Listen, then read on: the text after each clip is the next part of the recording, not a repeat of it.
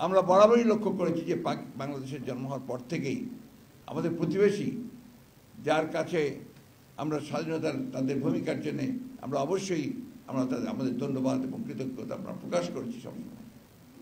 তারপরেই আমরা যেটা লক্ষ্য করেছি, তারা সবসময় বাংলাদেশকে একটা নিয়ন্ত্রণের মধ্যে রাখার জন্য তারা সবসময় তাদের সকল কর্মকাণ্ডকে পরিচালনা করেছে। এবং শুধু ফারাক্কাবাদ নয়, গঙ্গার পানি নয়, বাংলাদেশের 154টি অভিন্ন নদী, সেই নদীগুলোর পানি বন্টনের ক্ষেত্রে তারা সব সময়ই গড়িমসি করেছে এবং তারা এই সমস্যার সমাধান করছেও না। তিস্তা নদীর পানি আপনারা সবাই জানেন, দীর্ঘকাল ধরে তিস্তা নদীর পানি বন্টন নিয়ে এই চুক্তি করছি, এই হয়ে যাবে, এখন ভালো অবস্থা আছে, এই করে করে কিন্তু এই সরকার কাটিয়েছে।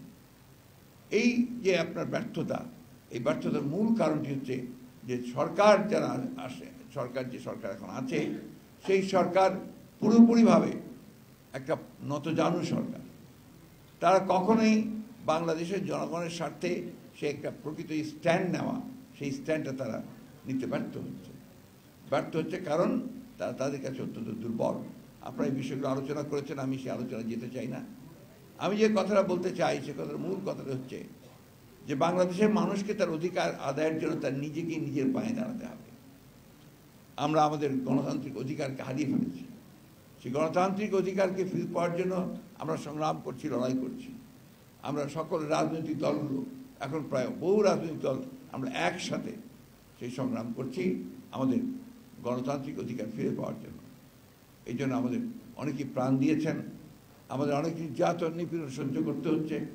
সবচেয়ে বড় বিষয়টা যে এই সরকারের নির্যাতনের কারণে এই দেশের আরেকজন দেশপ্রেমিক নেত্রী দেশনেত্রী বেগম খালেদা জিয়া, তাকে আজকে মিথ্যা মামলায় সাজিয়ে তাকে আটক করে রাখা হয়েছে। আমাদের নেতা তারেক রহমান সাহেবকে তাকে মিথ্যা মামলায় নির্বাসিত করে তাকে বিদেশে নির্বাসিত করে রাখা হয়েছে। ৬০ লক্ষ মানুষের বিরুদ্ধে আজকে মিথ্যা মামলা দেওয়া হয়েছে। এই কয়েকদিন আগে আপনার ৭ই জানুয়ারি নির্বাচনের পূর্বে মাত্র ৩ দিনে ২৭,০০০ নেতাকর্মীকে গ্রেপ্তার করা হয়েছে এবং আজকে এখনো সেই নির্যাতন নিপীড়ন চলছে। আমাদের নেতাকর্মীদেরকে, গণতন্ত্রের জন্য আন্দোলন করছেন নেতাকর্মীদেরকে সাজা দিয়ে তাদেরকে কারাগারে পাঠানো হচ্ছে।